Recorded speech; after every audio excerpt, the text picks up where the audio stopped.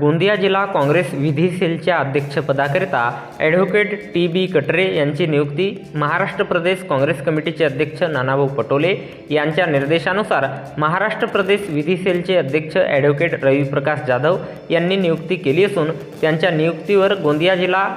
Congress committee अध्यक्ष दिलीपभाऊ बनसोड, आमदार सहेसराम करोटे, प्रदेश सचिव पी.जी. कटरे, प्रदेश प्रतिनिधी राजू पालीवाल,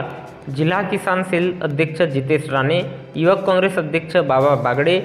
महिला अध्यक्ष वंदनाताई काडे, जिल्हा सहकार अध्यक्ष राधेलाल पटले, तालुका काँग्रेस अध्यक्ष मधुसूदन दोनोडे, जगदीश एरोला, संजय बहेकार,